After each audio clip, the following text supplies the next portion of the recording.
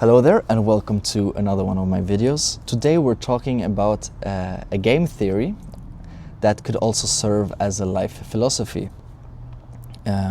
This game theory is based on an experiment conducted by a Robert Axelrod. It's quite a famous experiment in which he basically did a tournament where different computer systems were placed in a dilemma, playing against each other. And there was one strategy that always came out ahead. And I think this strategy is also something that we could not live by, but take into consideration when we go about our interactions with people. So this game theory, that is quite a promising life philosophy. The one strategy that always ended up winning was called tit for tat. The dilemma that this tournament was based on was called the prisoner's dilemma. It's a specific dilemma, but in short, it's basically a situation where two players, they play, and if they cooperate mutually, they both get some benefit. They can also choose to betray one another. If one person betrays the other one that chose to cooperate, the person that betrayed gets all the benefit and the other person gets nothing. They get screwed over, basically. Now the problem is, if both players choose to cross each other, then no one gets anything. So this is the dilemma that was that the tournament was based on. And tit for tat was a very basic strategy. This strategy was basically that you cooperate first, and then you repeat whatever the other player did previously. So as long as the other player continues to cooperate, you cooperate until the very end. But if you get crossed, then the next time you play, you cross them back to hold them accountable, kind of. And you only start cooperating again when they finally cooperated with you one more time.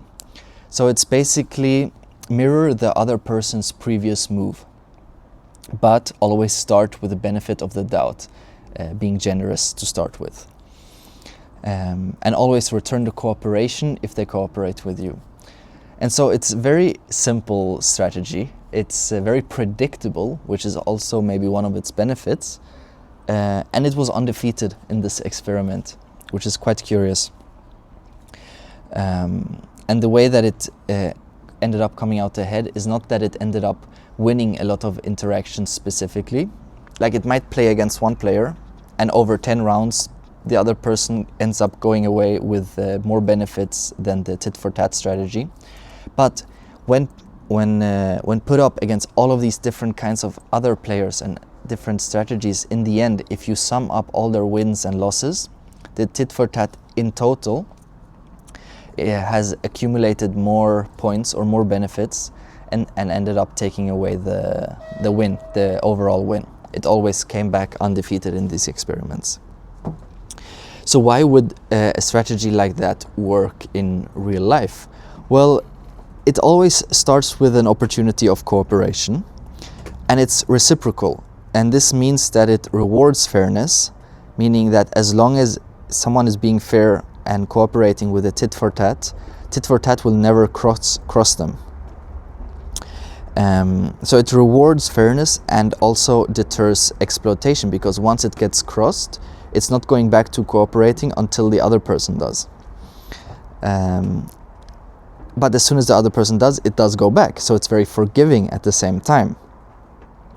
And then the last thing, that because it's so simple, it's very predictable. And so someone that interacts with the tit for tat strategy, so to say, very quickly realizes what the person is going to do. They know that if they cross the tit for tat, it will cross them back. And as long as they don't, they will always have the cooperation and mutual benefit. And you could maybe draw some parallels with some other philosophical principles. For example, there is the Aristotle's golden mean, which says that virtue lies between the extremes. This idea that if If we take, for example, courage, courage would lie somewhere between cowardice and recklessness. And courage is a virtue because it's in the golden mean. It lies in between the extremes of cowardice and recklessness.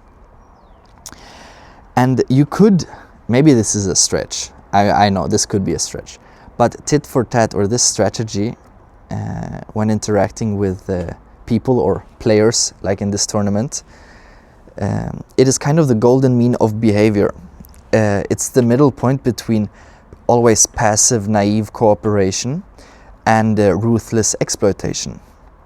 You could always betray the other player, and playing against this other player, you will inevitably either draw or come out ahead. It's the only option.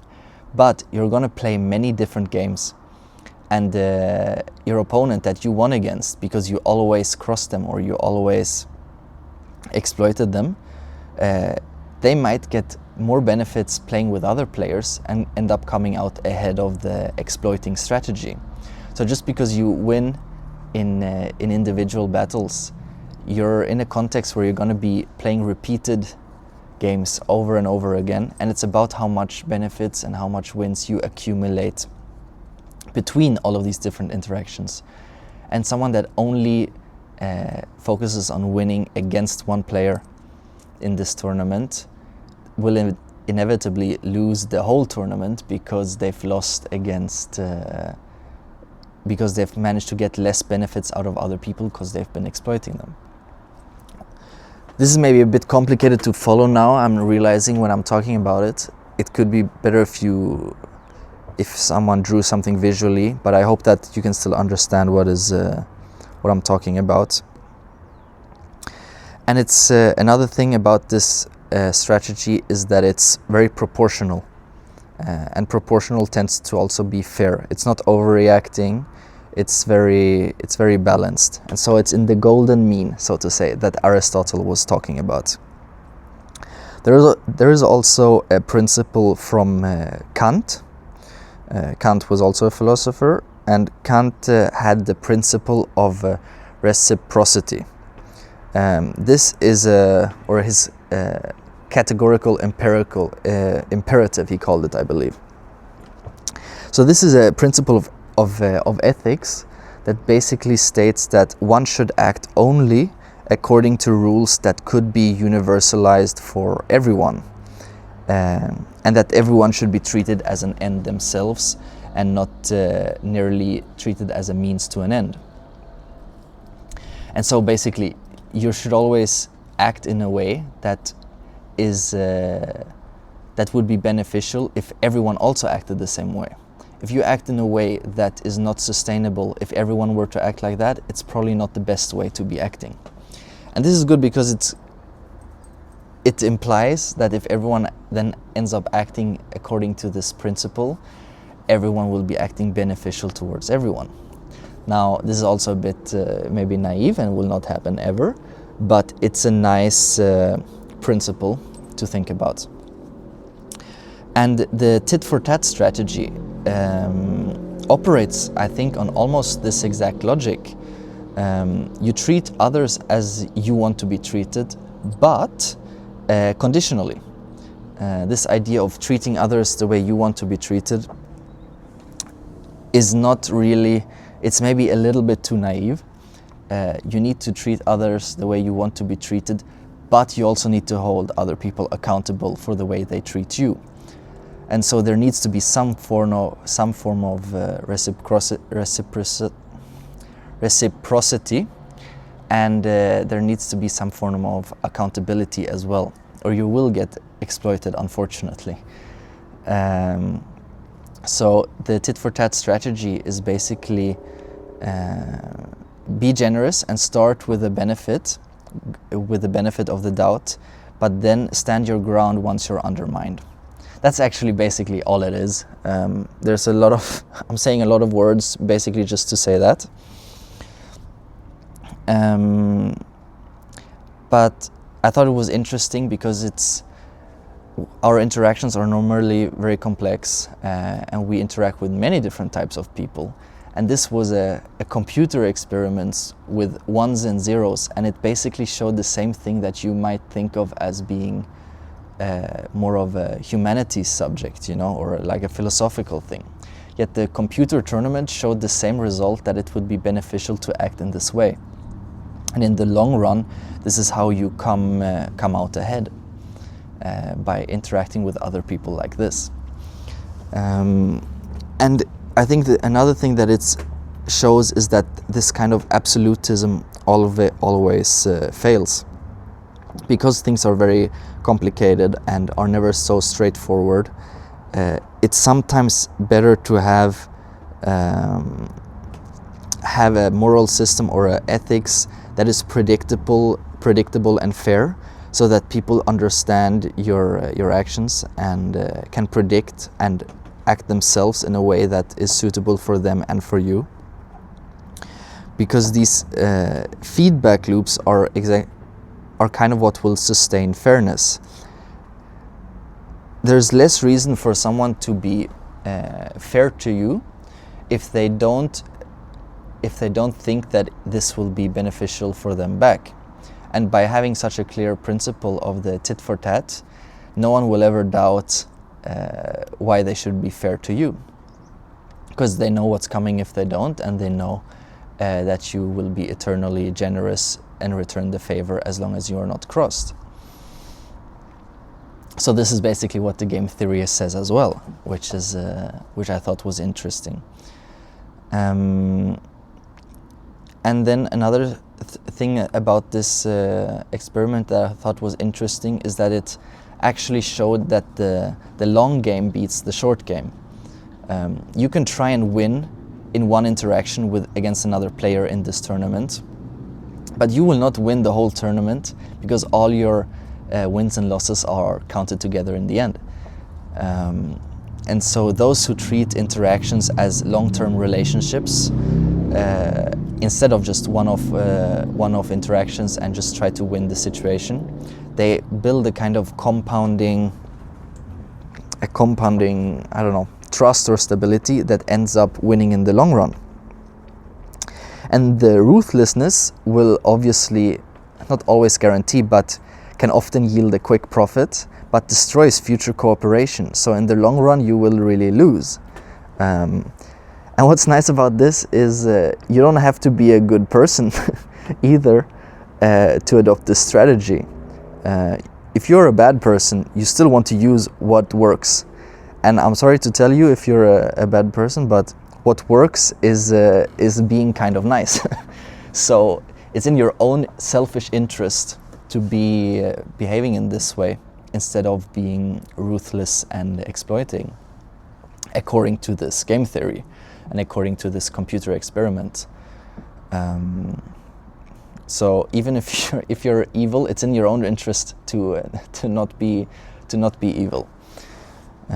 In case you needed a more practical reason not to be ruthless and to exploit people. And then there's also some obvious parallels with like trust and all of these things, like especially in economic situations.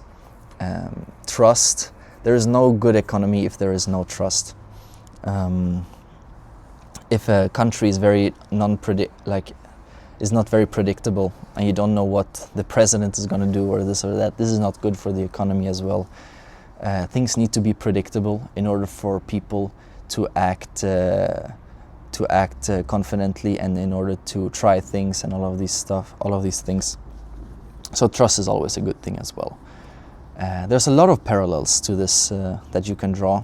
Some of them are maybe a bit forced. Not everything is a direct correlation to this little computer experiment, but I thought it was quite interesting. Now, when will this strategy not work?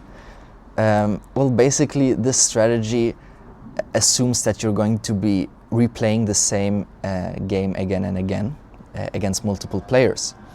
So if you are in a situation where this might be the last game you ever play, let's say like this, let's not make it complicated. If you're in a standoff with someone with both people pointing a gun at each other, it's maybe not the best strategy to always give the other person the benefit of the doubt, because once they shoot, you're dead. You will never play another game again. And so this is a strategy that assumes that you're going to be replaying games again and again with multiple people, and the wins that you accumulate make you come out ahead. But if you are in a situation where it's basically a standoff, or where if it goes wrong you will never be able to participate again, if it's like a final stand situation, then this strategy will obviously not guarantee you to win or come out ahead. So in that case, it might be better for you to be ruthless. It's better not to wait for the other person to see if they're going to shoot you. Maybe it's better to shoot first. But this is not really a common situation, I think, for people. And so for a general life where we have many interactions and many different scenarios, the tit-for-tat strategy, I think, works pretty well. What else did I want to say? Well, it's basically a philosophy of coexistence that says, or that is based on the fact that cooperation is good, and that boundaries and accountability is necessary. And that's about it. So I guess maybe try to be like the tit for tat, be consistent, reciprocal, and at the same time self-respecting, and don't back down if you're crossed. That was it. Bye bye.